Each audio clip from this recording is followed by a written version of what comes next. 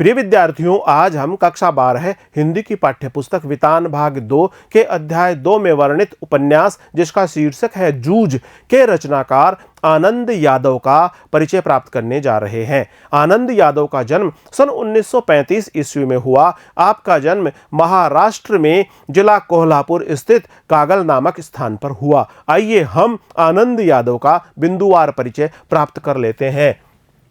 आनंद यादव का जन्म सन 1935 ईस्वी में हुआ। आपका जन्म सन 1935 ईस्वी में हुआ।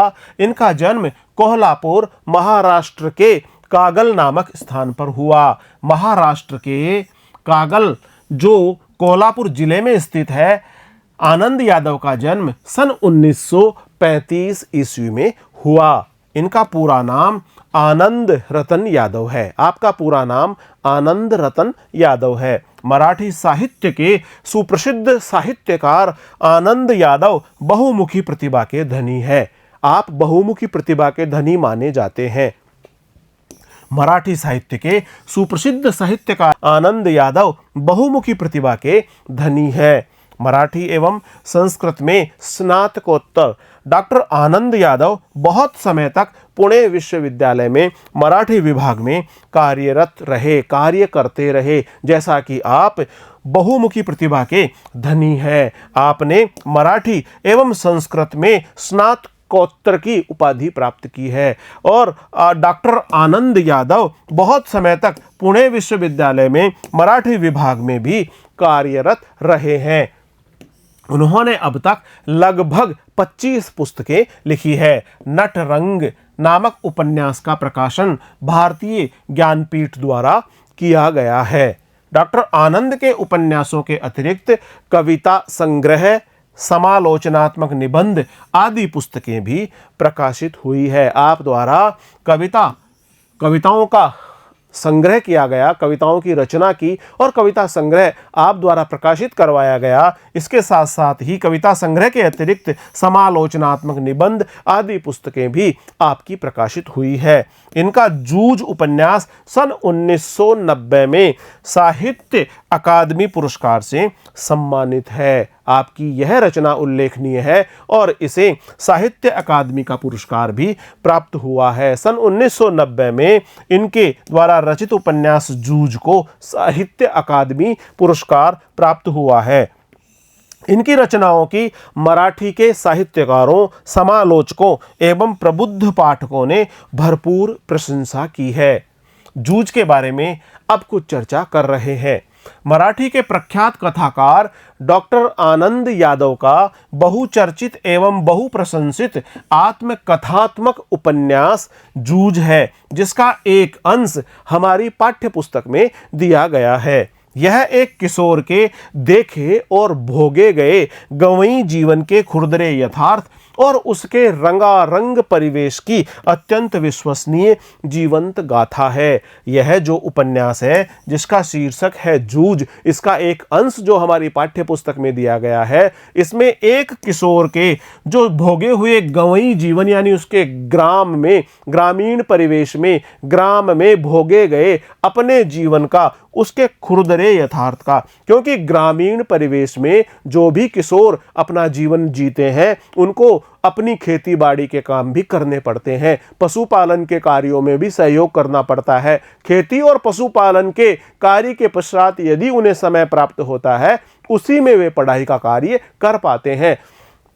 इस प्रकार से किसी भी किशोर के लिए गांव के जीवन में यह एक यथार्थ है, खुरदरा यथार्थ है। साथ ही साथ किसी भी ग्राम का यदि हम परिवेश देखें तो यह रंगारंग परिवेश होता है। वहाँ पर लहलहाते खेत होते हैं, खिलते हुए फूल होते हैं, गुनगुनाते हुए पक्षी होते हैं। इस प्रकार से ग्रामीण परिवेश रंगारंग परिवेश कहा जाता है। और इस उपन्यास में भी हम इस प्रकार का जो खुरदरा यथार्थ है, जो एक किशोर के द्वारा भोगे गए गंवई जीवन से संबंधित है, उसको भी हम देखते हैं और साथ ही साथ रंगारंग परिवेश की अत्यंत विश्वसनीय जीवंत गाथा से भी हम परिचित हो पाते हैं। इस आत्मकथात्मक उपन्यास में जीवन का मर्म स्पर्शी चित्रण तो है ही, अस्त व्यस्त अलमस्त निम्न मध्य वर्गीय ग्रामीण समाज और लड़ते जूझते किसान मजदूरों के संघर्ष की अनूठी झांकी है।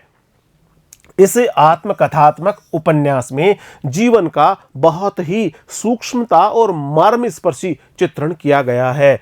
अस्त व्यस्त अलमस्त निम्न मध्य वर्गीय ग्रामीण समाज और उसके साथ ही लड़ते जूझते किसान मजदूरों के संघर्ष की झांकी भी हमें इस उपन्यास में दिखाई पड़ती है। यहाँ लिए गए अंश में हर स्थिति में पढ़ने की लालसा लिए धीरे धीरे साहित्य, संगीत और अन्य विषयों की ओर बढ़ते किशोर के कदमों की आकुल आहट सुनी जा सकती है। किशोर भी चाहता है कि वह किसी भी स्थिति में पढ़ाई करे, किसी भी स्थिति में पढ़ने की उसकी लालसा है, और जब वह पढ़ता है तो धीरे धीरे वह साहित्य को सीखता है, संगीत के साथ जुड़ता है और अन्य विषयों की ओर भी वह बढ़ जाता है। इस प्रकार साहित्य, संगीत और अन्य विषयों की ओर बढ़ते किशोर के कदमों की आकुल आहट सुनी जा सकती है, जो निश्चय ही किशोर होते विद्यार्थियों के लिए हम कदम बन सकती है। निम्न मध्य वर्गीय ग्रामीण परिवेश का किशोर आनंद यादव खेतों में पानी लगाना, ढोर चराना, जुताई बुआई करना आदि सभी कार्य करते हुए भी हर कीमत पर पढ़ना चाहता था।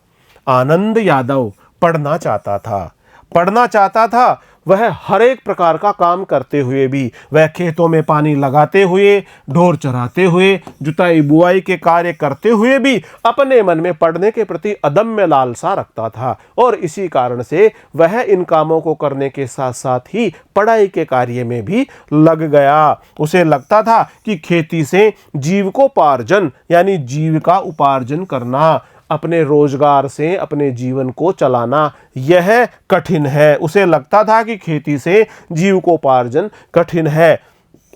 पढ़ने के बाद नौकरी करने से भविष्य सुधर सकता है। यदि वह पढ़ लिख जाएगा तो उसकी नौकरी लग जाएगी और उसका भविष्य भी सुधर जाएगा। वह अपने पिता द्वारा लगाई गई कठोर शर्तों को परिश्रम पूर्वक पूरी करके भी पढ़ना चाहता है। जब उसके पिता उस पर बहुत सारी पाबंदियां लगा देते हैं, उससे कहते हैं कि 11 बजे से पहले पहले खेतों को पानी भी लगाना है, खेती संबंधी अन्य कार्य भी करना है, 11 बजे से 5 बजे के बीच में विद्यालय में जाकर पढ़ना है और विद्यालय से पढ़कर सीधा आते ही फिर खेती के काम में जुट जाना है। और यह किशोर पिता द्वारा लगाई गई कठोर शर्तों को भी परिश्रम पूर्वक पूरी करके पढ़ना चाहता है। इस तरह वह अपने संघर्ष में सफल भी रहता है।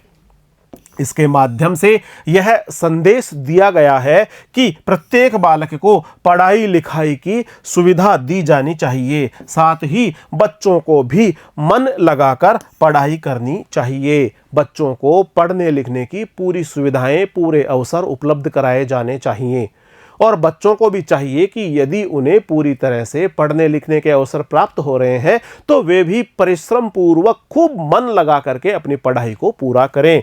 विपरीत परिस्थितियों में भी जीवन में सदा संघर्ष करते हुए आगे बढ़ना चाहिए। जीवन तो चुनौतीपूर्ण है ही, इसमें संघर्ष तो दिखाई पड़ेंगे ही। हमें इस चुनौतीपूर्ण जीवन में संघर्ष करते हुए, विपरीत परिस्थितियों में भी जीवन में सदा संघर्ष करते हुए साहस पूर्वक आगे बढ़कर विजय का अनुसरण करना चाहिए, विजय का वर्णन करना चाहिए, जीत हासिल करनी चाहिए। यदि हम विपरीत परिस्थितियों में भी जीवन में सदा संघर्ष करते हुए आगे बढ़ेंगे तो हमें जीवन में जीत मिलेगी, विजय श्री प्राप्त होगी।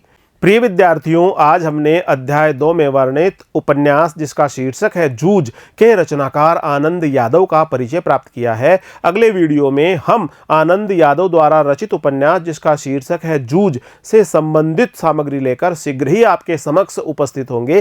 तब तक बहुत बहुत नमस्कार।